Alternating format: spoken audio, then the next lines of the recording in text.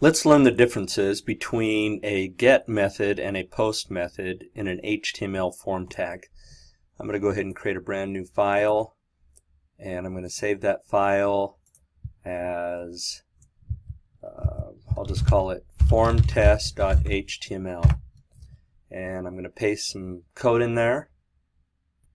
And so this is just a regular HTML form, and let me go ahead and put the HTML around it that we would also have.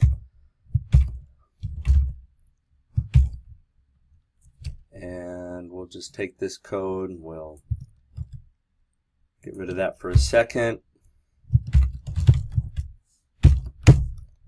and paste the code in there. So here we have a form tag inside of a body, inside of the HTML, inside of the doc type.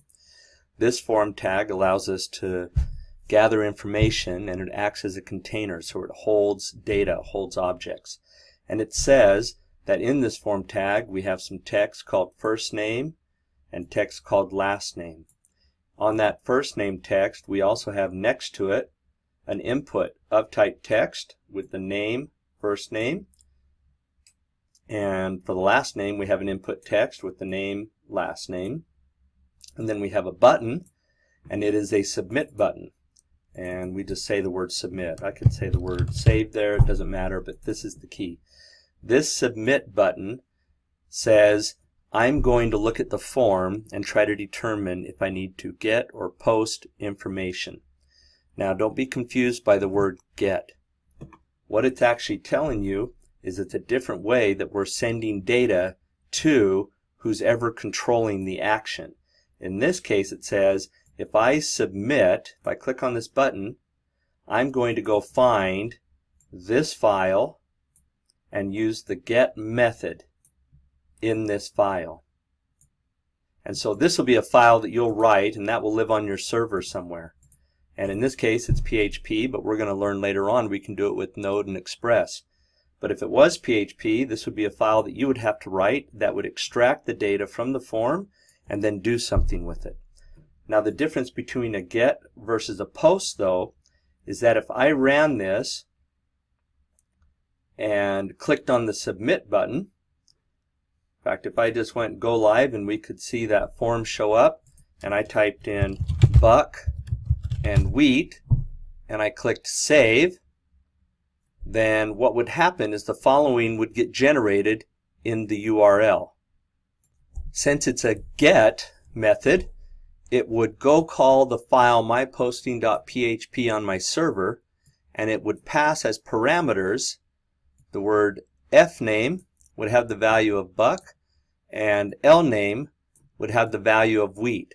So this method get actually says create parameters for the values on the form and generate them as parameters in the URL, and so people would see that. So the problem that we have with that is we don't want to use a get method if we're ever sending sensitive information like a password or things like that. So the post method instead would be used if we're sending sensitive information. The get method is visible to everybody because it displays that information up in the URL. For the most part, you're probably going to see that we use a post method rather than get. If you do have a get method, then that can be bookmarked, whereas a post method cannot be bookmarked. So let's see what would happen if we did a post method instead of a get method if we ran this. So if we came back over to here and we said that that was a post instead of a get, this is what would happen. So if I just ran that as a post rather than a get, and I clicked the save button, this is all that would show up in the URL. So we don't see the parameters being passed in the URL. So we actually like that a lot better than using our get. Now what else is really different about this is that if you use the get method, it appends the form data into the URL as a value pair, like a dictionary, a name and a value pair. The length of this would be 3,000 characters, which you might think is a lot, but when you consider fields on a form, Maybe that would run out pretty fast. We never use a GET to send sensitive data, but we do like to use them if we want to allow the user to bookmark the result. So GETs are better for non-secure data, like doing query strings in Google, like we're doing searches. But a POST is used when we want to have sensitive information hidden. There's no size limitation, and it actually takes this form data and appends it inside of the HTTP request, so we don't see it in the URL. So that's the differences between a GET and a POST.